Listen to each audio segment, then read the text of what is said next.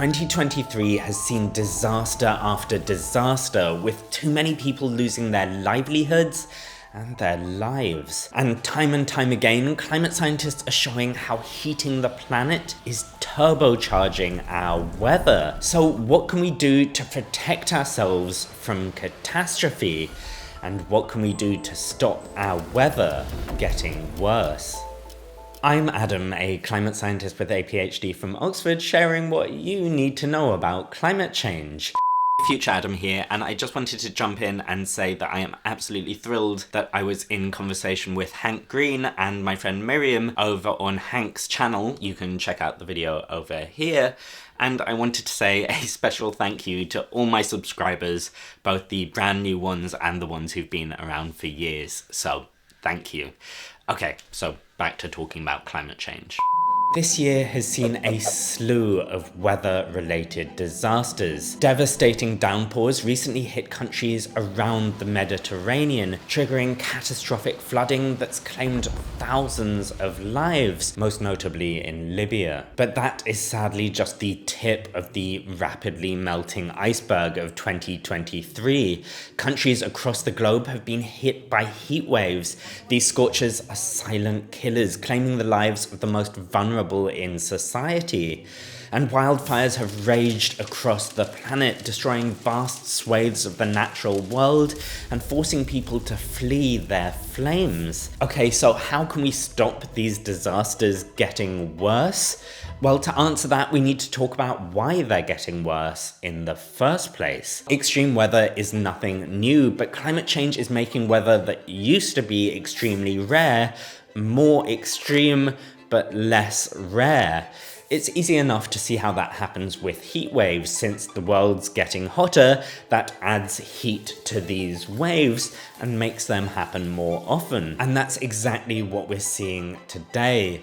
Every heat wave taking place now is being made worse by us burning fossil fuels and heating up the planet. In fact, some of 2023's heat waves were so hot, they would have been virtually impossible without the changes to the climate that fossil fuels have caused. But climate change affects far more than heat.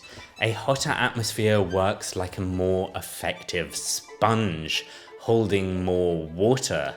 That means that when it rains, it pours. Ugh. This can lead to more devastating downpours, exactly the pattern that happened over the Mediterranean a few weeks ago.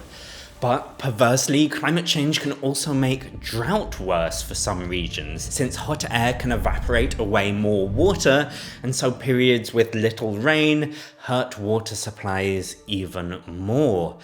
And hot, dry conditions lead to drier vegetation, and so if a fire starts, there's more fuel for it to burn, allowing its flames to continue for longer and spread further. Finally, we've got tropical cyclones, or hurricanes. Even though climate change isn't making them happen more often, it is a triple threat making them worse.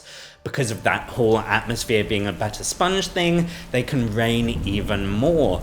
Plus, the hotter surface of the sea fuels these storms, allowing them to grow stronger. And hurricanes cause storm surges, where they effectively drag the ocean onto land. And since climate change is raising our oceans, this flooding surges even more. Okay, so that's the bad news. Heating the planet is making all these types of extreme weather worse. That's something we're already seeing with today's weather disasters, and the more we burn fossil fuels, the more we heat the planet, and the worse these disasters get. But that's also the good news.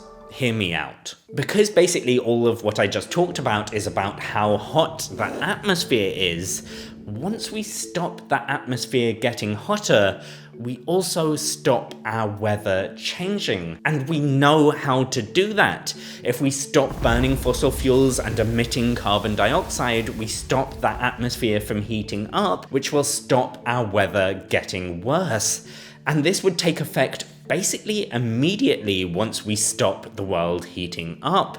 So it might be a good idea to stop burning fossil fuels and emitting carbon dioxide. There are some exceptions to this. So, for example, seas will keep rising for centuries to come, even after we level off global warming. So hurricane storm surges would keep getting worse too. On top of that, how bad an extreme weather disaster is only partly depends on how bad the extreme weather is.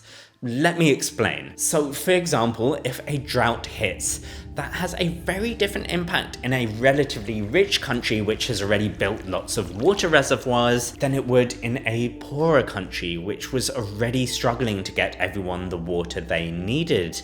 And for more sudden disasters, like downpours or fires, the damage also depends on how well prepared the country is.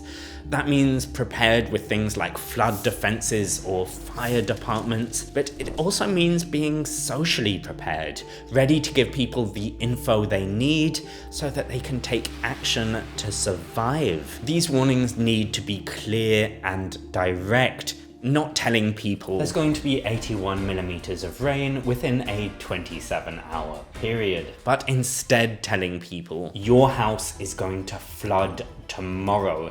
Here's what you need to do and where you need to go to be safe. The vital importance of preparation is something we've tragically seen with the flooding in the Mediterranean. Downpours were felt in many countries, but by far the biggest damage was felt in Libya, where thousands tragically lost their lives. Libya has been ravaged by conflict for over a decade.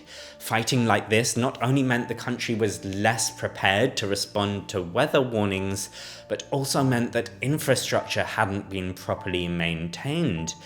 This could have been a key factor in the failure of 2 major dams in the country, which was responsible for a huge amount of the devastation. And that's the thing about climate change. It's not some stand-alone threat. It makes all the bad stuff already in our societies worse, whether that's the inequality between rich and poor, or even the effects of war. So we've got the power to stop our weather from getting worse by stopping burning fossil fuels and stopping the planet heating. But we've also got the power to stop weather being so disastrous by preparing for these disasters. That means working to protect the most vulnerable countries and the most vulnerable people within countries, so that when extreme weather hits, we're ready. Okay, but in this video, I've talked a lot about the fact that stopping emitting stops the world from heating.